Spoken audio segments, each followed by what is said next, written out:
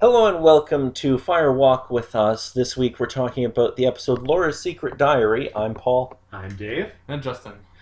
Alright, so in this episode, Cooper and Sheriff Truman arrest Leland after he confesses that he was the one who murdered Jacques Renault in his hospital bed, as well as the one who attacked Dr. Jacoby that night, under the delusion that he was protecting Laura. And he asks Dr. Hayward about taking a sperm test to see if he is sterile. Hank Jennings asks Norma to spruce up the Double R Diner when news circulates that a shadowy traveler writer and food critic named M.T. Wentz, who no one has ever met, may be coming to Twin Peaks. Meanwhile, Jean Renault delivers a videotape of the captive Audrey to Ben Horne and demands $125,000 ransom for her return. And he wants Cooper to be the drop-off man. Upon returning to One-Eyed Jack's, Renault murders Emery Battis for treating the captive Audrey badly. Cooper asks Truman to help him with investigating Audrey's kidnapping. Donna continues to meet with Harold Smith, who shows her Laura's secret diary, which she gave to him for safekeeping, which increases Donna's interest. Josie returns to Twin Peaks, claiming to have been in Seattle on business, where she learns that from Pete that Catherine died in the sawmill fire. Josie also refuses to give Truman an explanation about where she was during this time. Also, a mysterious Japanese businessman named Mr. Tajimura, I believe, checks into the Great Northern Hotel. The mysterious Asian man, identifying himself as Jonathan Lee, Josie's cousin from Hong Kong, meets with Josie and informs her that her job in Twin Peaks of collecting the insurance from the sawmill fire is nearly done, and that their boss wants them back in Hong Kong soon. Jonathan beats up Hank Jennings for threatening Josie, and credits roll. Yes. So, what did you all learn about Twin Peaks in this episode? Yeah, just a teeny bit. Especially Leland. Leland is definitely crazy with the fancy thing he found inside the hull. Okay, so let's talk a little about Leland. Yeah. So, we know he killed Jacques Renault. Yep. Are we suspicious of Leland? I'm A little not, bit. A little bit. So, you're a little bit, you're not at all. basically. Okay. Were there any big clues or anything that you noticed in this episode that kind of popped for you? The simple fact of that entire opening sequence to the episode, does that help? Where they come in through the ceiling tile? And the eyes. Yep. Alrighty. So, this episode is... Thanks for hammering, buddy. Anyway, so what was I going to say? This episode is? Yes, so this episode is starting a push to a major reveal. Indeed. We're going to get a major reveal in episode 7 of this season. Blah. Oh, so you're just gonna tell us the episode that we're gonna see a major reveal. Yes, I'm not going to tell you what they reveal because it's very important. Is Yeah. it Laura's killer? I'm not going to answer that. Yeah. Fine. So, what do you think they're going to be revealing soon? Okay, so to put this in context, the show premiered in its first season, I think it was like 35 million viewers. Yeah. By this point, we're down to about 15 million. Yeah. So it's lost more than half of its audience in 14 episodes or whatever. Okay. Alright. What kind of a reveal do you think they're going to do to bring the audience back? Something super poignant to the supposed bit of who killed Laura Palmer that everyone would be like, oh my gosh! And bring it back to the episode, or either that or some other additional thing of close perspective. Do you have any idea what it might be, though? They'll introduce Bob. Well, we've already seen Bob. No, like in the story, as a person, introduce Oh. Bob. Okay, interesting. Justin, do you have any ideas what it might be? Could be anything. Could be something about that one guy that Donna goes to see. Okay, Harold From- Smith. With the Meals on Wheels. They are Yes, also Because he after has the one. They are something. also after the one-armed man. So Yes. he supposedly might have a point in things. Well, yeah, that guy... Is that the guy that's selling the shoes? Yes. Well, yes, he knows something about Bob. Apparently. So, I mean... That may go somewhere. The other particular thing that came up lights were more prominent within this episode.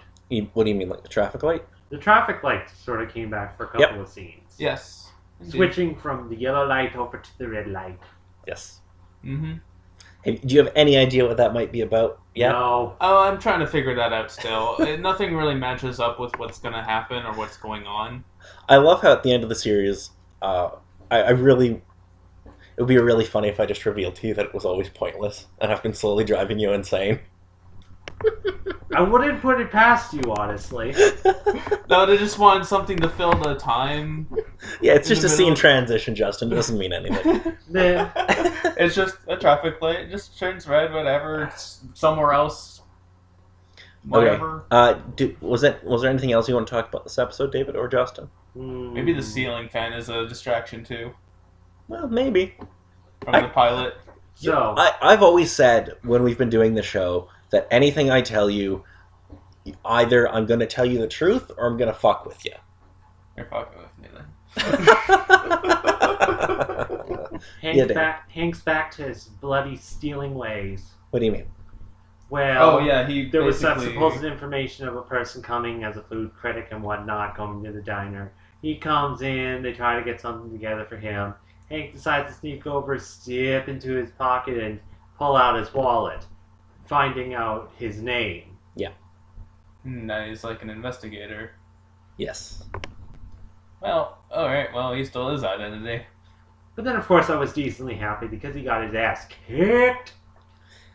So, we start hearing about MT Wentz in this episode. Yes. What do we think that MT Wentz is going to be? Like, do we think that's going to be an important character, or is that just kind of a one-episode story? Might just be a one-episode story. I think so. I think it's a little late in the series to be kind of having like new suspects. Okay. Yeah. I want to remind you, a couple episodes ago, we did hear about a new character we've yet to meet. I'd have to go note searching to find that again. Yeah, I don't exactly recall. Yeah. We heard in episode 2 of this season about a character named Wyndham Earl, who we have yet to actually meet. No. So, Okay. they are So- still introducing new characters. So, Alright. other particular point, Donna turning into a bitch. Yeah. Either that or she flip-flops from any sort of particular perspective she supposedly needs to react with that sort of thing. And I just sort of think, you know what? This is what your friend Laura Palmer did. Yeah. What does that say about you, Hannah Buns? Yeah, it's almost like that might be thematic or something. Like, Maybe. gasp. Maybe she'll be another victim. Who knows? Yeah. Okay, so after this episode, who is your prime suspect? And as it is, I'm still sticking with my theory of that Bloody Bob. That Bloody Bob's gonna be in here some sort of way. Leland still has some particular points because that entire intro sequence just kind of left me like, dude, you are not stable, and I'm pretty sure you're gonna find some reason to kill somebody else again. Okay. Harold is kind of suspicious Okay. in some regards. No, definitely. And, yeah, also, still going with Audrey's father. Okay, so in this, we start to get Cooper becomes involved in Audrey's kidnapping. Yes. Yeah. She is being held for $125,000 ransom. Yes. Mm-hmm. Where do we think this is going to end up? Knowing Cooper, he's probably gonna manage fairly decent because A, he's decently competent, He knows B, what's going on. and C, he has a decent crew of people to supposedly assist if need be. Mm-hmm. This is true. Mm. Yeah, he's not Oh. gonna fall for something completely stupid. Interesting little point I like to make, whether or not it has any sort of importance or whatnot, not sure. But with the meeting with Josie and the other agent that was sort of been skulking around Twin Peaks, the guy's holding a snake and a mongoose, taxidermy, statuette sort of thing. I was like, I wonder if that's sort of a particular point. Well, we'll have to find out. Just from the look on your face, it's probably going to be a thing. Or nothing. Possibly. Alrighty. So, It's best not to overanalyze every single point, but still. Which is sad, Well- because that's kind of what my brain defaults to with these sorts of things. Yeah. Okay. So we find out that Josie comes back in this episode. Yes. She comes back from shopping and business in Seattle. All that shopping. Do we think there's maybe something else going on with Josie? Yeah, Oh, probably. most definitely, with all the stuff that she did with meeting up with the innkeeper she was staying with, meeting the sheriff again, discussing with her agent that was there, all the particular stuff. She has so many masks, it's hard to keep track. Do we think she might be the killer? I initially thought of that at the very beginning of the series. Nah, I You think did. she kind of has her own particular plan on things. I wouldn't see Laura having any sort of effect on anything that she wants to try and do. Other than, Laura helping her just basically learn English. I suppose that would be a particular reference That's to it. the only real connection, I would think. Yeah, but I don't think that's enough to sort of connect her to the murders. Well, we also know that Laura had a drug habit. Yes. And there is the stereotype of Asian gangs dealing in a lot of like cocaine and heroin.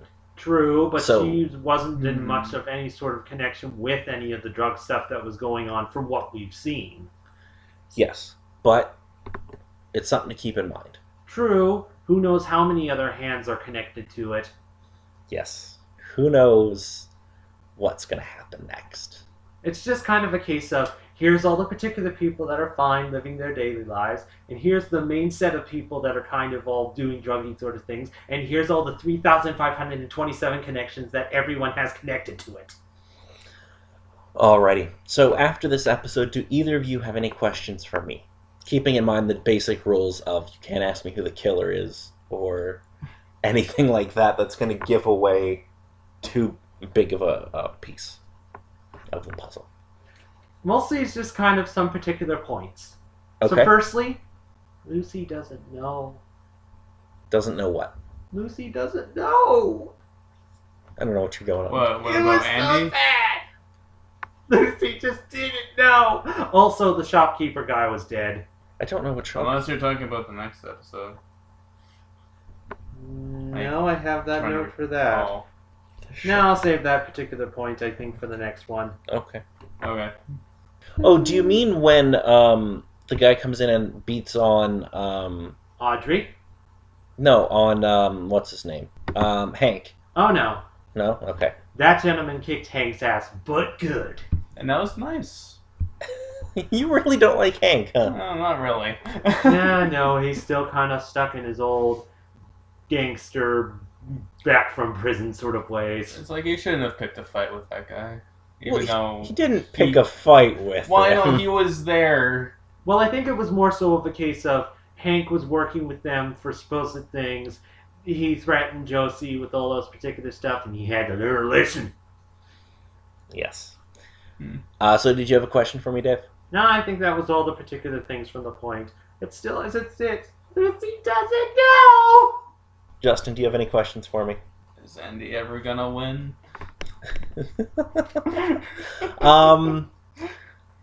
Andy will most certainly eventually win. Okay. I'm I not mean- gonna say it's happening anytime soon, That's but over the fine. next 25 years, Andy will get a win in. Next 25 years? Yeah. Because, of course. Boy.